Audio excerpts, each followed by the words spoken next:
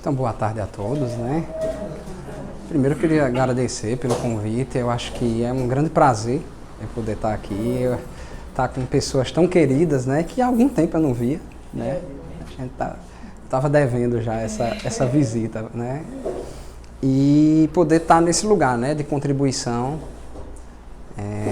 podendo tentar transmitir um pouquinho do que eu aprendi, né? Em alguns anos aí de estudo de teosofia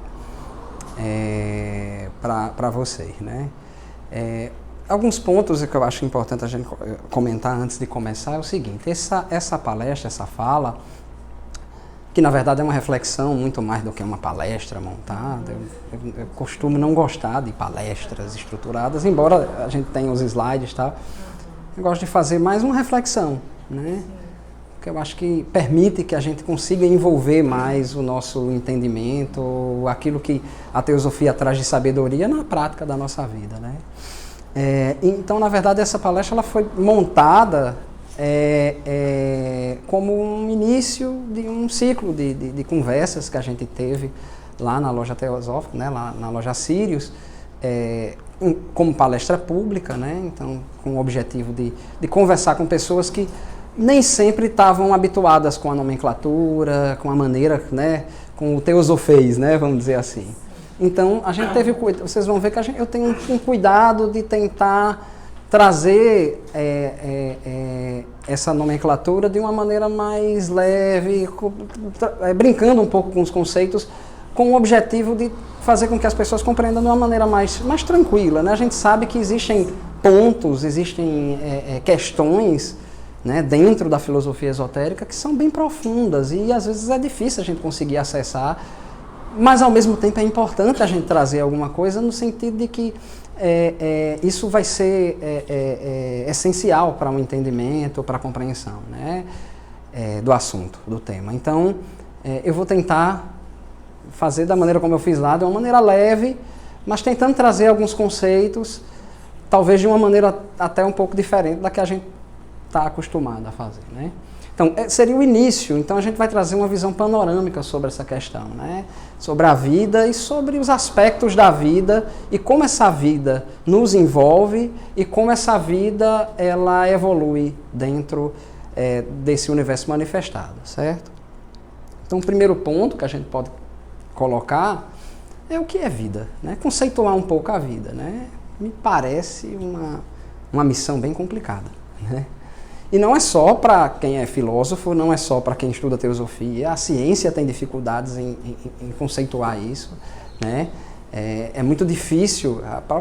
As próprias tradições religiosas elas têm dificuldade também de conceituar o que de fato é vida, né? Então, primeiro eu quero trazer o que é que usualmente se entende por vida. E a partir daí a gente vai tentar entender o que é que a filosofia esotérica propõe sobre a vida, para a gente entender um pouco essa diferença, né? Porque se a gente entende isso que eu vou tratar sobre a vida, sobre o objetivo da vida, pelo conceito usual, não vai fazer sentido, né? Então, usualmente, como é que a gente entende o que é vida, né? A gente diz que vida é mais ou menos isso, né? Um fenômeno associado aos seres orgânicos, que se inicia no nascimento e que o anima até a sua morte, né? Ou seja, é um fenômeno que é fruto de um processo biológico. É assim que a ciência, pelo menos, entende a vida. Se a gente tentar observar esse conceito, a gente vai ver algumas coisas que eu considero interessantes e outras que dificultam a nossa maneira de entender essa própria vida, né? O que é interessante? Entender que é um fenômeno individual, né? Porque se ele é um fenômeno que se manifesta em cada ente biológico, ele é um fenômeno único em cada ente biológico, ele é específico em cada ente biológico. Isso dá uma sensação, uma percepção, se a gente ampliar a nossa visão, de que cada ente biológico é um ente especial, né? Porque ele é único. Então eu acho que esse conceito, ele dá um valor a cada ente, né? A cada ser, que é profundíssimo. Se a vida é um processo que surge no nascimento de um organismo, né? E que segue com ele e o anima até a sua morte, né? A gente não tem como falar de a vida. A vida, o conceito de a vida é um conceito irreal. Existem vidas. Uma vida para cada ser orgânico, né? Para cada entidade orgânica. E veja a multiplicidade de vidas que a gente vai encontrar, né? Não só quando a gente trata de cada um de nós, né?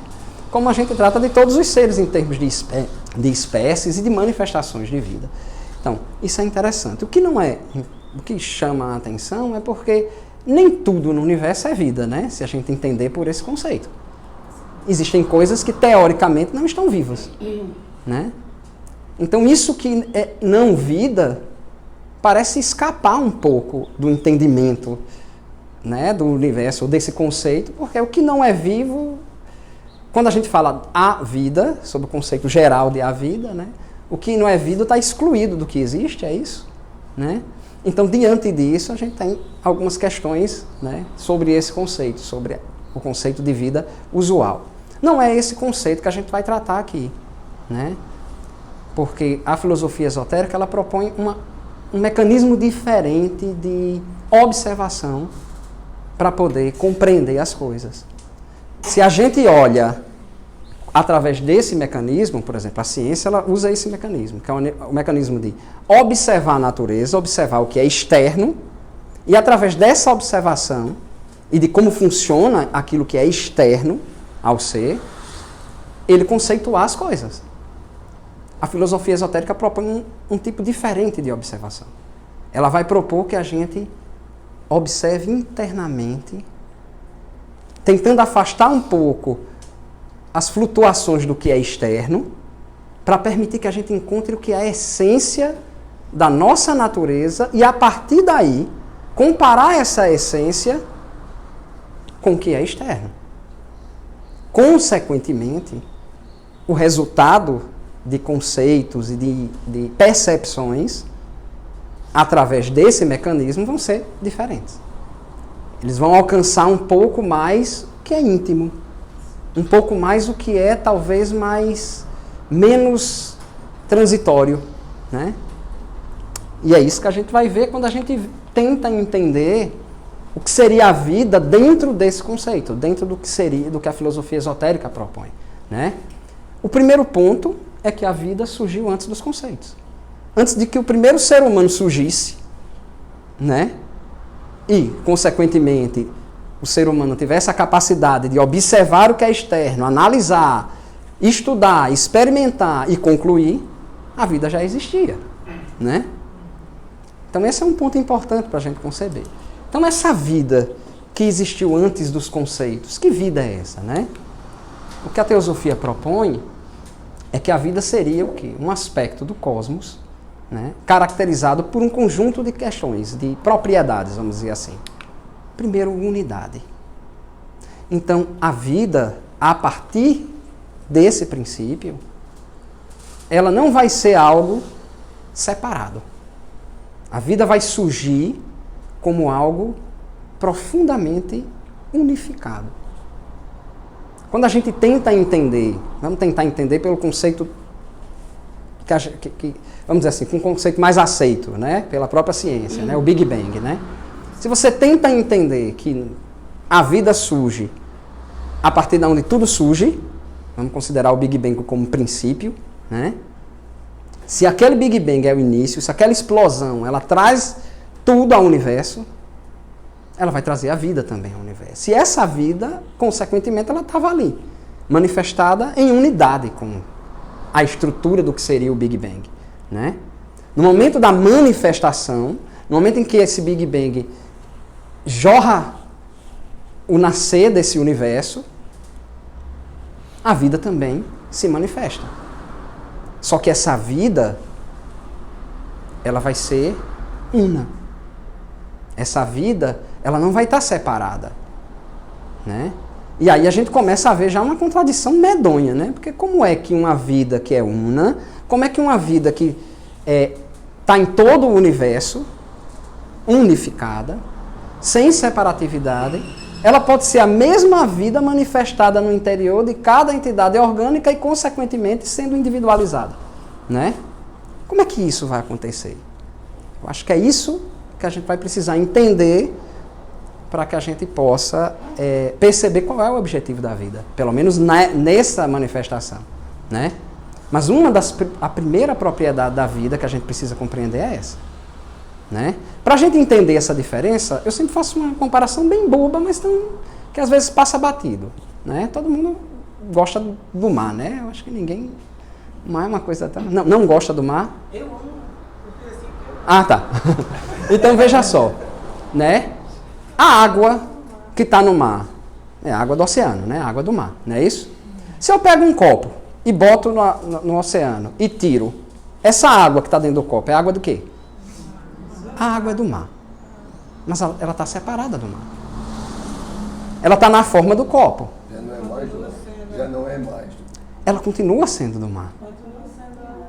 Mas ela está separada em uma forma daquele copo. Entendeu? Ela toma uma forma. Se eu pego essa água e jogo de novo no mar, continua sendo água do mar. Exatamente. Então, a compreensão de vida segue esse mesmo princípio. Tanto é que quando a gente fala da vida una, a gente compara com o oceano, né? As tradições esotéricas, né, chamam, né, essa vida de oceano, né? Por essa comparação, que é simples, mas que é real, né? Então essa é a característica da unidade e como essa unidade pode se manifestar em cada forma. E a gente vai ver isso pelas outras características dessa vida.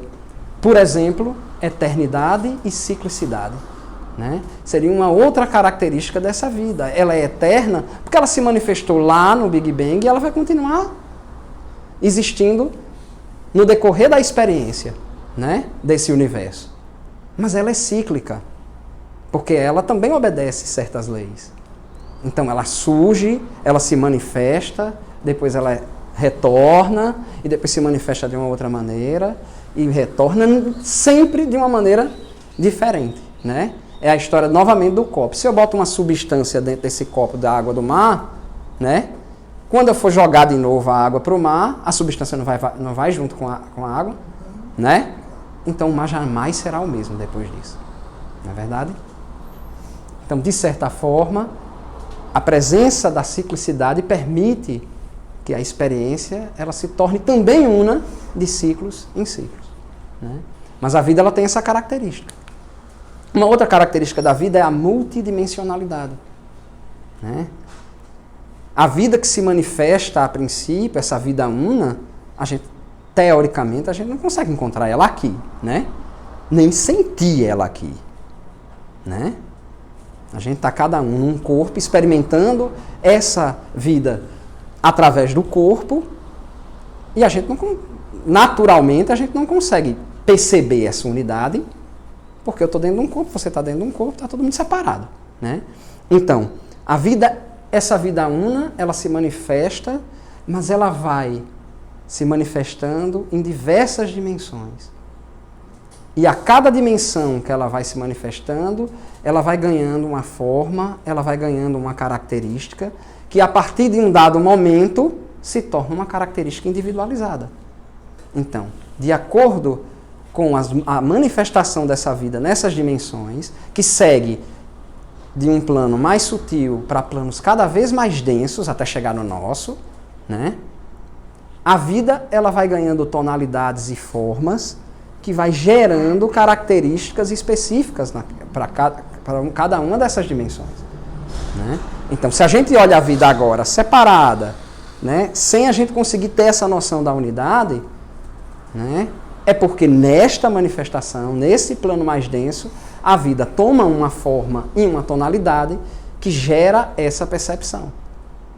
Não necessariamente isso quer dizer que a vida deixa de ser una nessa manifestação. Então, a próxima característica importante dessa vida é isso, né? Gerar e manifestar-se nas múltiplas formas universais. Se a gente entende que essa vida é una e que existe um universo que se expande, composto de estrelas, composto de planetas, composto de diversos tipos de astros, sob o ponto de vista macrocósmico, a gente vai entender que a vida vai habitar cada um desses planetas, cada um desses sistemas, cada uma dessas estrelas. A vida dela está presente em todo o universo.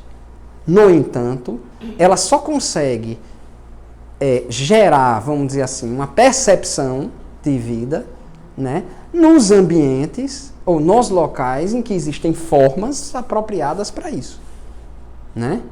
Ao mesmo tempo, e aí vem a nossa dificuldade, a dificuldade da ciência em compreender esse conceito de vida, né? A vida vai continuar presente naquilo em que a gente não consegue perceber que está vivo, né?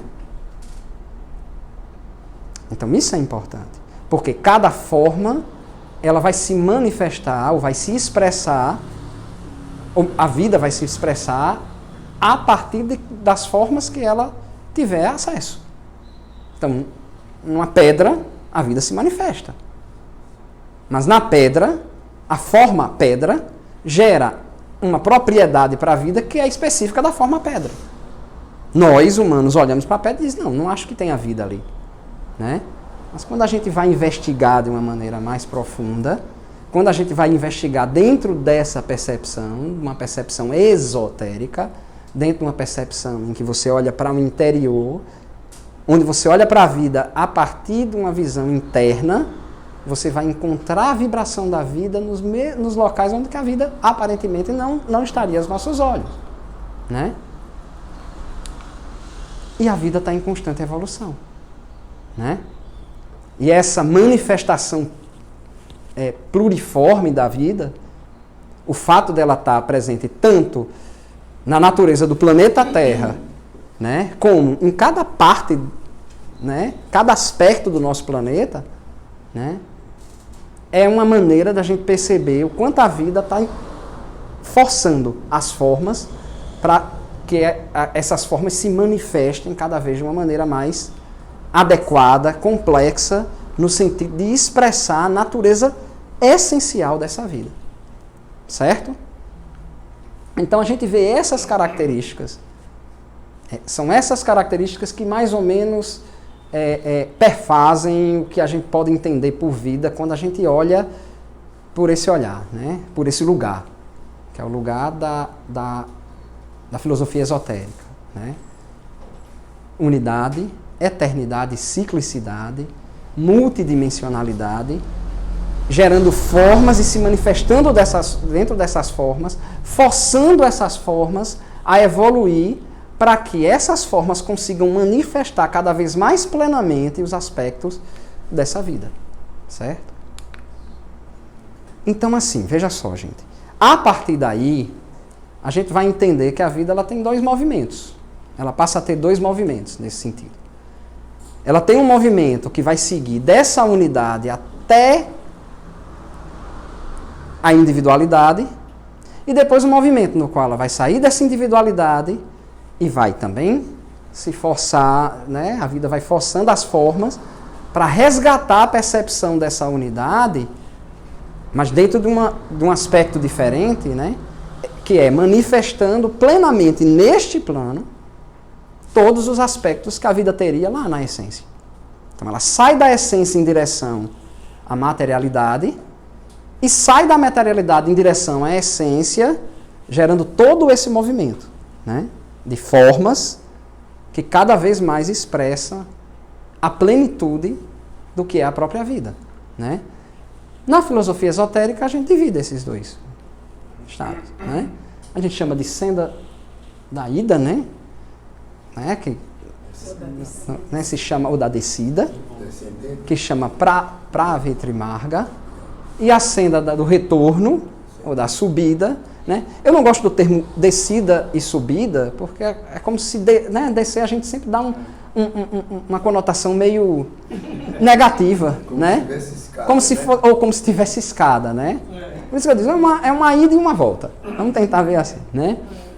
E o Nivriti Marga, que é justamente onde ele vai retornar para essa essência, né? E de certa forma, isso não veja, pelo menos dentro da minha concepção, isso não é assim, a descida não é um demérito, é uma necessidade, né? E a evolução? E é evolução, independente de qualquer aspecto, né? Involução e evolução, como às vezes a gente escuta, né? Na verdade, é uma evolução. mas uma evolução que atinge a manifestação primeira, que faz com que a vida consiga se manifestar da maneira mais simples possível nesse plano, e a partir daí, o esforço da vida em tentar ampliar essa manifestação até que ela se mostre plena nesse plano, né? E a gente vai entender onde é que ela é mais simples e onde é que ela é plena, né? Então aqui, eu vou tentar explicar de uma maneira geral esse quadro, que parece meio complicado, né? Mas o que ele quer mostrar aí é justamente, de certa forma, esse processo, né? Se a gente pega lá em cima, esse bichinho não aponta não, né? No meio, tá marcando no meio. Pronto. Se a gente pega esse estado aqui, a gente vai tomar esse estado como inicial. Ele está chamando de logos, certo? Como eu estou propondo não usar esses conceitos nessa conversa, né? Vamos entender esse logos como esse aspecto uno da vida ali. A vida manifestada de uma maneira uniforme, holística, né? A origem, né? Então aqui é a essência, a fonte, vamos dizer assim, né? O que é que acontece? Essa vida, como eu disse, ela começa a tentar se manifestar nas dimensões. Em cada dimensão, ela vai gerando formas, né? Ou estruturas, porque em algumas dimensões a gente não chama de forma, né? A partir dessas formas ou dessas estruturas, ela vai ganhando propriedades. E são propriedades que estão aqui na fonte, mas que elas estão potencialmente na fonte, né? Então a gente vai vendo, né? Em um primeiro momento, ela vai estruturar um aspecto. É como se, vamos imaginar o Sol e a luz do Sol, né? A luz do Sol que nos ilumina aqui, ela é o próprio Sol, né? Mas o Sol está lá, 8 milhões de quilômetros da Terra. Não é isso? 8 milhões? Né? 8 milhões de quilômetros da Terra, né? Ainda assim, a gente consegue ver e sentir o Sol aqui, porque existe a luz do Sol, né? Cada luz do Sol é o próprio Sol. Ela tem as características do Sol, né? Mas enquanto ela viaja no universo, ela vai ganhando propriedades que são específicas do próprio universo. Então, por exemplo, como é que os cientistas estudam? A gente vê muitos exoplanetas hoje em dia, né? Já escutaram falar disso? Tem um bocado de planeta fora do sistema solar que os cientistas estão descobrindo. Como é que eles descobrem isso? Se um planeta não emite luz, como é que vai ver? Né? Vai ter uma estrela que vai jogar esse aspectozinho de luz, essa luz vai tocar naquele planeta, vai refletir e vai viajando no universo até chegar aqui na Terra. Eles pegam aquela imagem, né, aquele reflexo, vamos dizer assim, ou a sombra que aquele reflexo, que a passagem da luz chegou, mas ainda assim ele vai conseguir captar essa luz, e a partir dessa luz ele vai estudar aquela luz e vai ver um conjunto de propriedades que a luz adquiriu quando bateu naquele planeta. Então é por isso que ela consegue dizer, aquele planeta, do sistema tal, ele é um planeta gasoso, sem que ela consiga ver diretamente.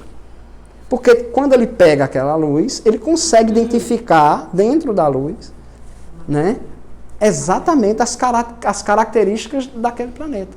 Não é que o planeta veio até mim, né, mas a luz ela tem essa capacidade, né?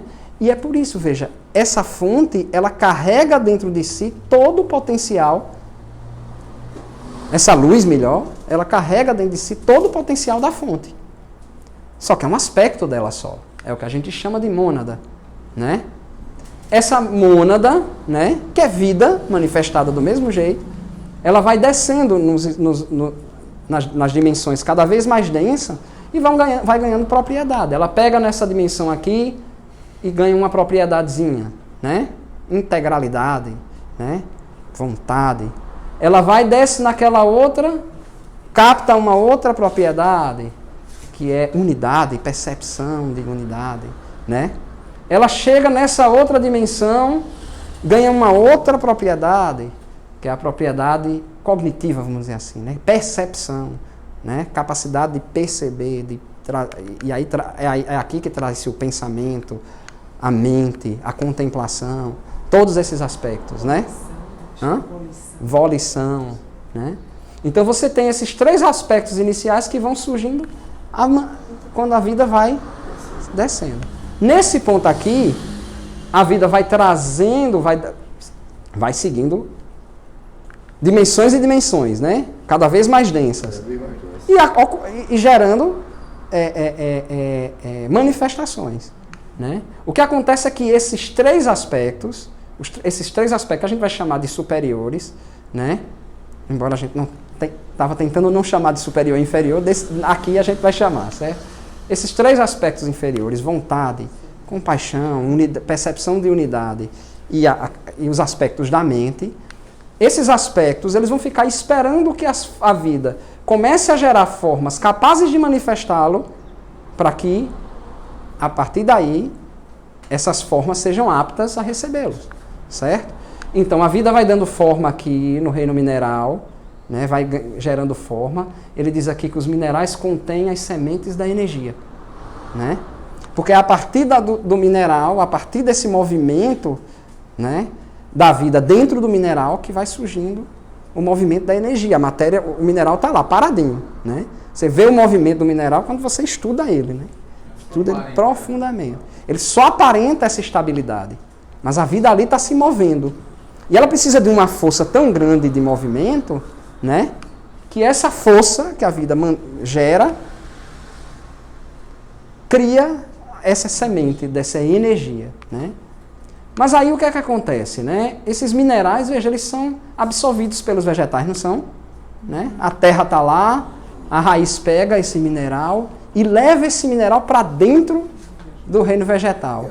Nesse momento, o mineral está experimentando uma vida de vegetal.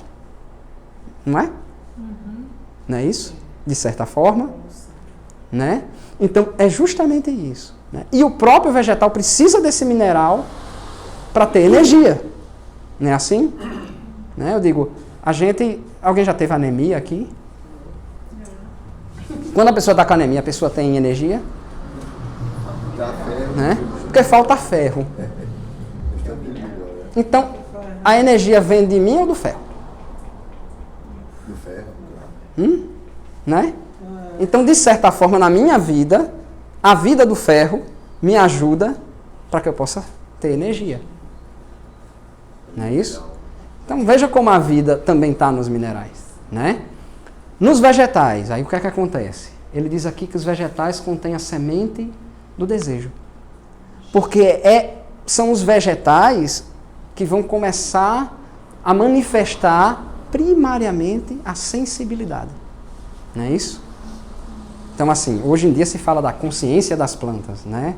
A sabedoria da consciência das plantas. Né? A ciência começa a entender que aquela entidade lá, paradinha, mas tem uma capacidade de comunicação, tem uma capacidade de percepção do outro, né? Percepção do perigo, né? Sensibilidade. Ou seja, sensibilidade.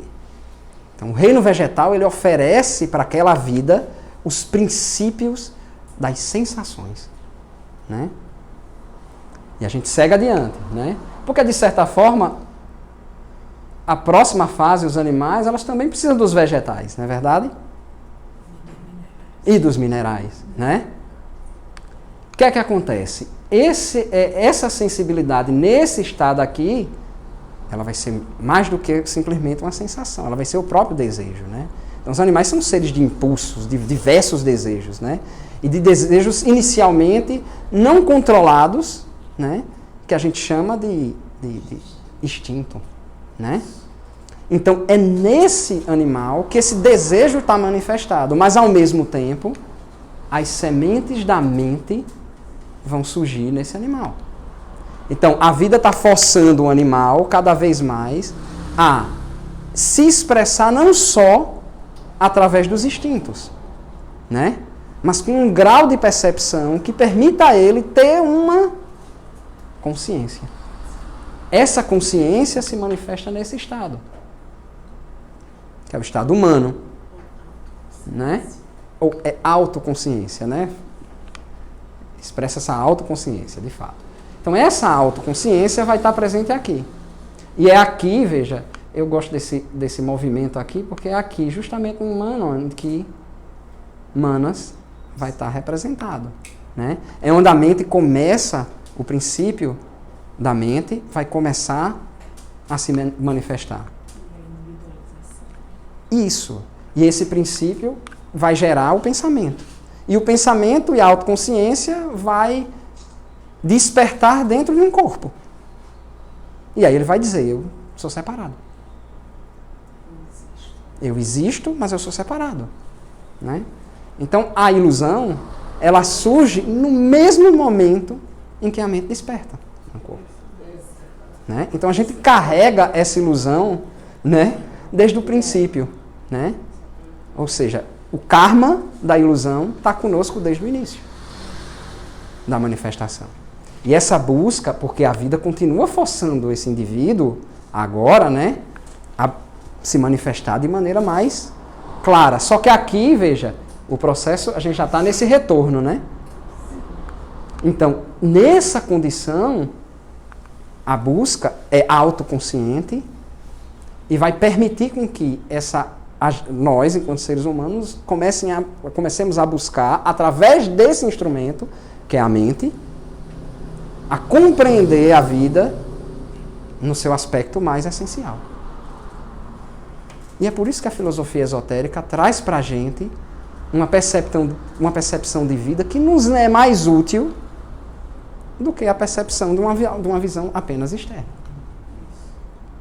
Porque é uma percepção que nos impulsiona em direção àquilo que a própria vida, eu vou usar esse termo, mas não é bem isso, deseja manifestar em nós.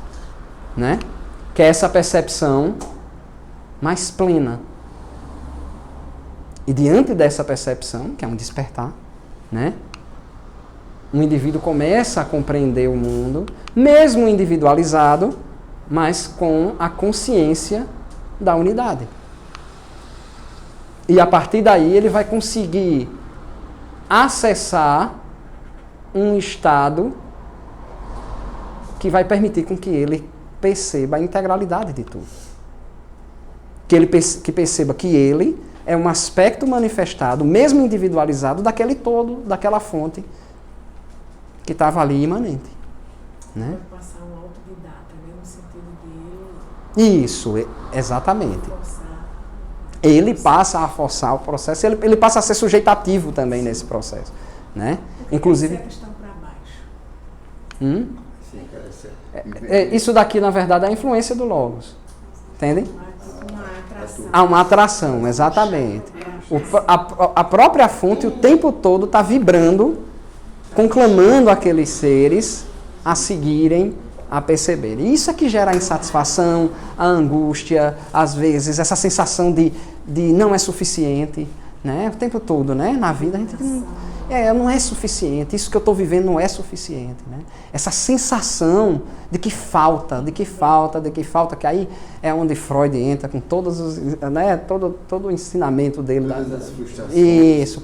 Mas, sob o ponto de vista dessa filosofia esotérica, essa frustração nasce de uma saudade, vamos dizer assim.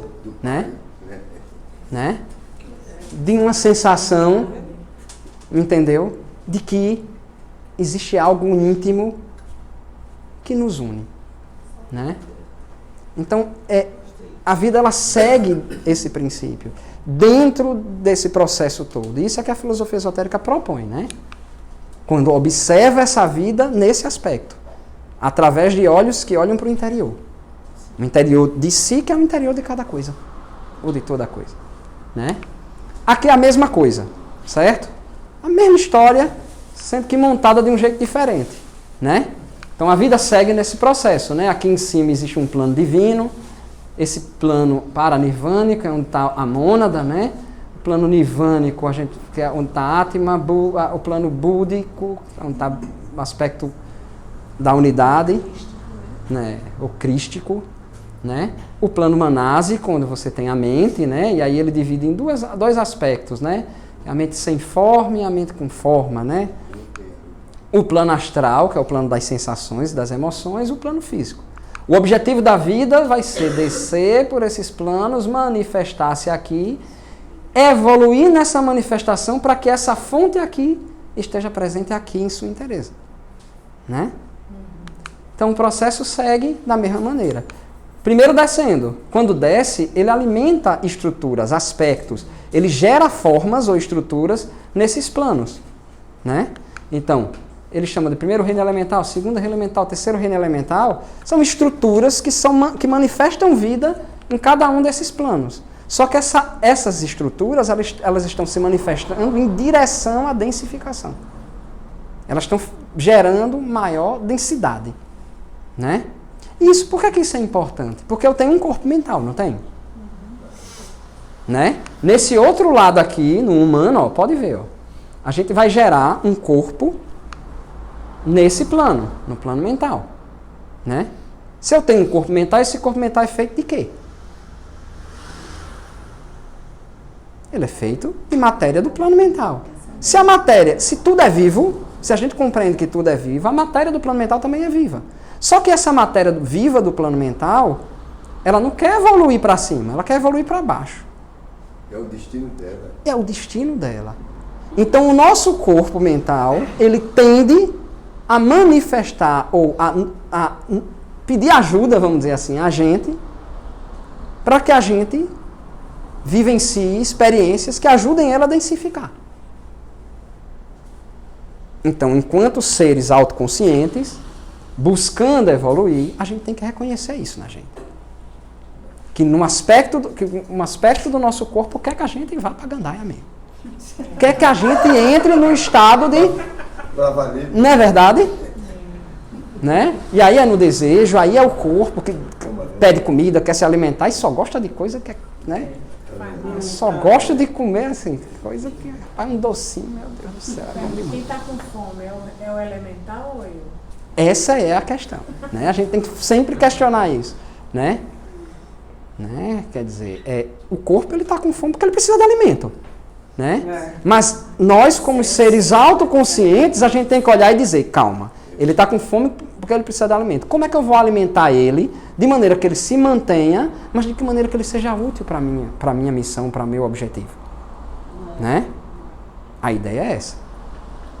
Meus desejos querem ser alimentados por energias densas.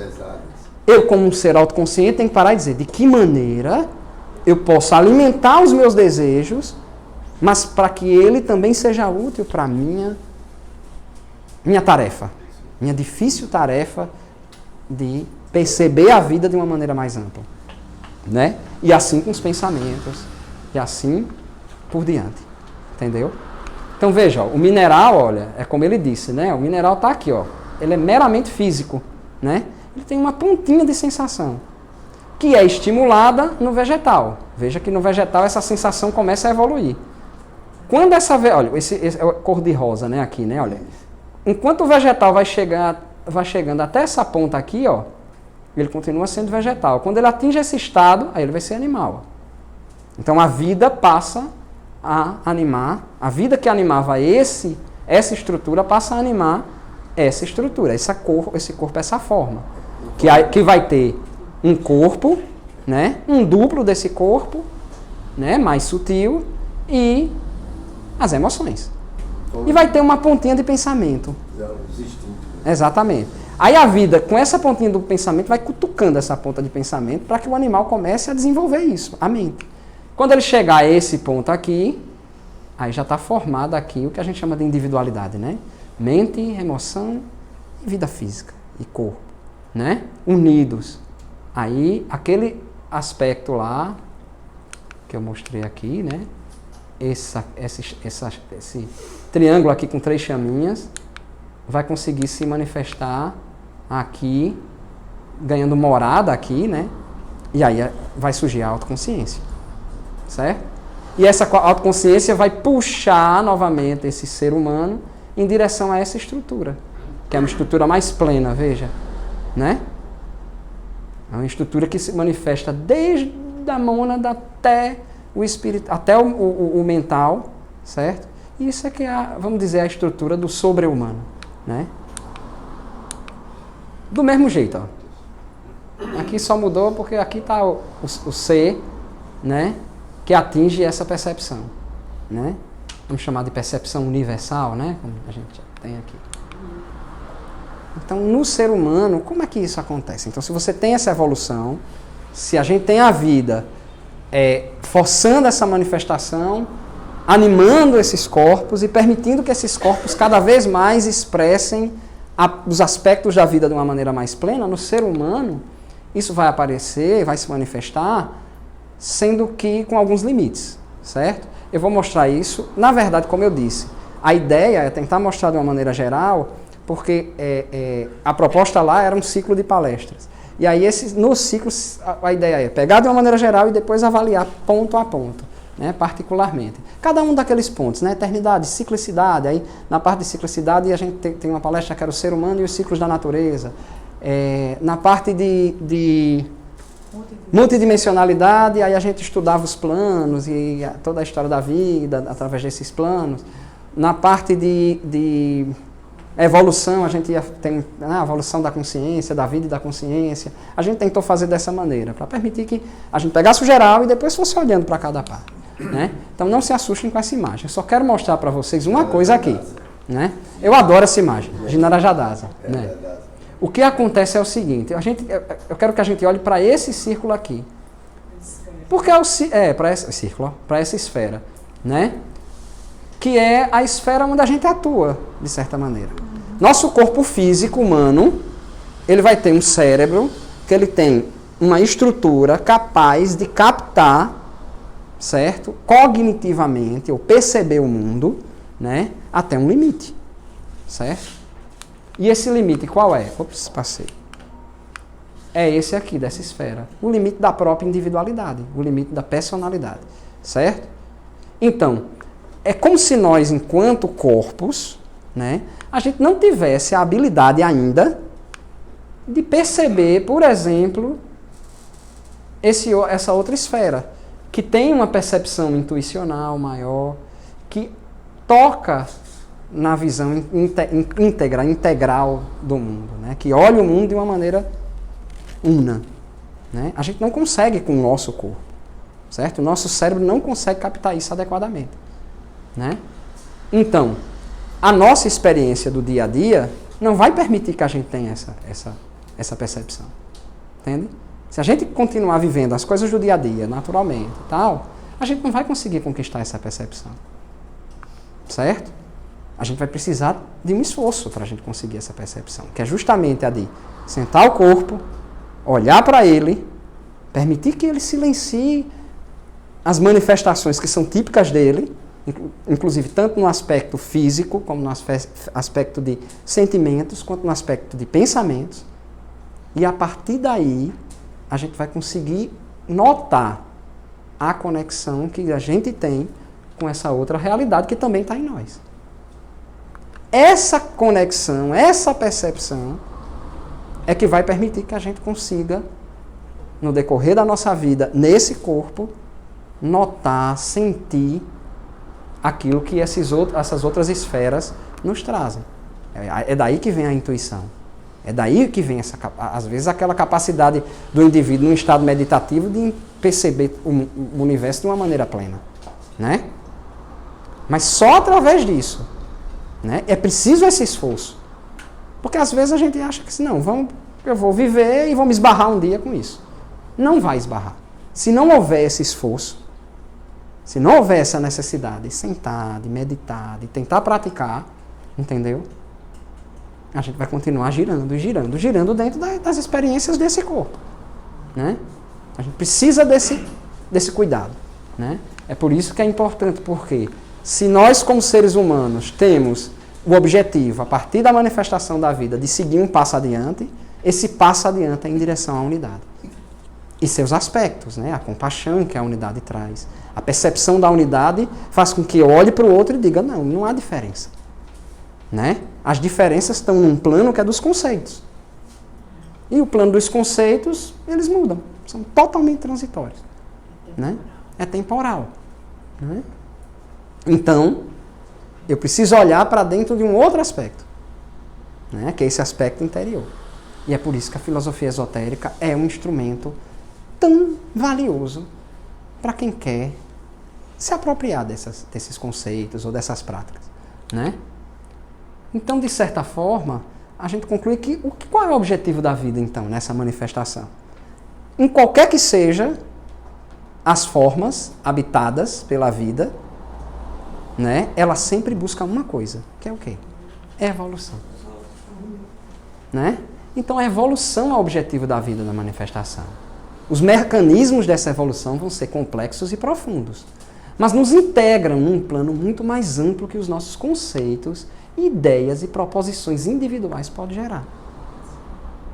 Então a gente não pode dar muita moral aos nossos conceitos, às nossas ideias e às nossas proposições quando a gente está investigando a natureza essencial da vida. Por isso que a gente tem que dar nome às coisas, porque nesse mundo de conceito a gente precisa de nome. Mas que os nomes sejam só um instrumento para a gente perceber a coisa. Jamais a gente confunda o nome com a coisa. Porque, de acordo com Lacan, né, o psicanalista, ele diz o quê? Que o nome mata a coisa. E realmente. Né?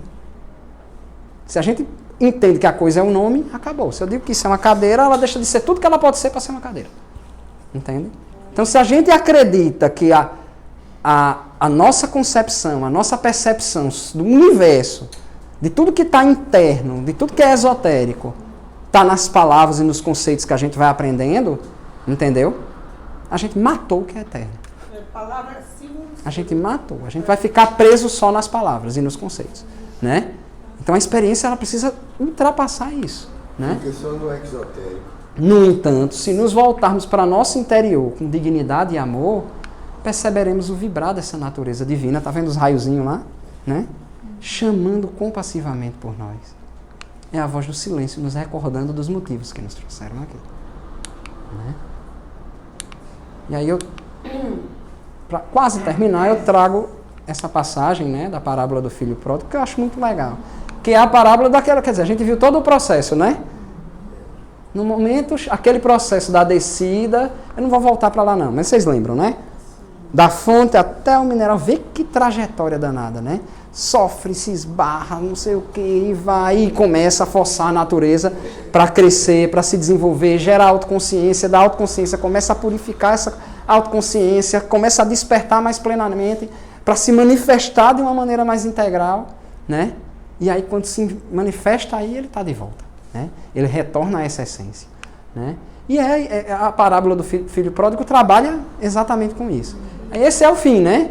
É quando o pai, né? Ele chega, olha e diz, trazei depressa a melhor roupa e vestilho, e põe-lhe um anel na mão e sandálias nos pés, e trazei o bezerro cevado e matai-o. E comamos e alegremos-nos, porque este meu filho estava morto e reviveu. Tinha-se perdido e foi achado. E começaram a alegrar-se. Fez 3 dias de festa. Dentro desse conceito que eu estou tentando trazer para vocês, né, a melhor roupa seria a forma mais adequada. Então, esse ser, ele vai ter um corpo, um instrumento dentro desses planos que é o melhor instrumento em cada uma dessas dimensões. Né? Essa é a melhor roupa. A chegada pode ser a vestir. E ele vai se vestir, né? Dessa luz, né? Põe-lhe um anel na mão. Quando a gente é graduado, não ganha um anel, né? Não é verdade? Esse é o anel. Esse anel põe ao indivíduo... É o diploma. Ele coloca ao indivíduo que alcança essa percepção a opção, né, de ser um mestre. Né? Quando você ganha o seu diploma, você não tem a opção de se tornar um mestre a partir daí, né? E aí você vai estudar um pouquinho mais e se torna um mestre, né? Esse é o anel. Né? Esse anel dá essa condição, né? Sandálias nos pés. Quando a gente toca os pés no chão, né? A gente descalço. Isso. E além da condição de escravo, quando a gente toca os pés no chão, a gente se suja com as coisas que tem no chão, né? A sandália permite também que a gente possa andar por esse caminho, pelos mesmos caminhos em que se andava descalço e se sujasse, sem necessariamente ele se suja, porque ele se torne capaz de ser senhor daquele lugar, né? Trazei o bezerro cevado, né? Esse bezerro cevado, o que é esse bezerro? Né? A não ser essa história, esse ser que foi vivenciando tudo isso, né? É colocado à nossa disposição, né? Esse cabedal de personalidades que a gente usou, né? A nossa história. E essa história é esse bezerro, que vai em sacrifício, que é colocado, por isso que é o cordeiro, né? Jesus não foi o cordeiro também naquele aspecto, né?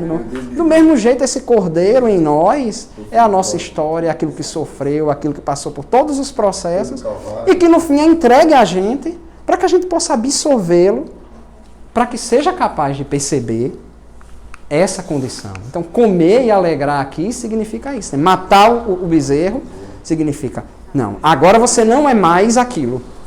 Você está além daquilo. Mas absorva aquilo, traga aquilo, porque aquilo é a história que lhe trouxe até aqui. Né? E aí, este meu filho que estava morto, né? É isso que eu digo. Né? A gente está falando de vida aqui, né? Para essa parábola, eu acho bonito isso, né? Tudo que a gente está passando é morte, não é vida. Porque a vida, ela só existe a partir do momento que ela se manifesta plenamente. Né? E o velhinho, o pai dele... E reviveu. Sofrendo, porque eu julgava que meu filho tinha sido devorado pelos lobos vorazes. Uhum. Então, esse indivíduo que está morto tinha se perdido e foi achado. E começaram a alegrar-se. Né? Então, esse é o processo, né? Que a gente se disponha a se colocar. Né? E a vida, ela surge, né? Como no mantra da unidade. Né? Porque ela é oculta, mas vibra em cada átomo. Né? Ela é uma luz que brilha em cada criatura. Né? Ela se manifesta como amor a partir do momento que tudo abrange na unidade. Né? Aquele que percebe a unidade não tem como não sentir esse amor, né? Que é a própria vida. Né? E é por isso que, quando a gente é capaz de se sentir uno com essa vida, a gente vai ter a certeza de que a gente é uno com todos os outros. Né? Obrigado. Era isso que eu queria trazer para vocês.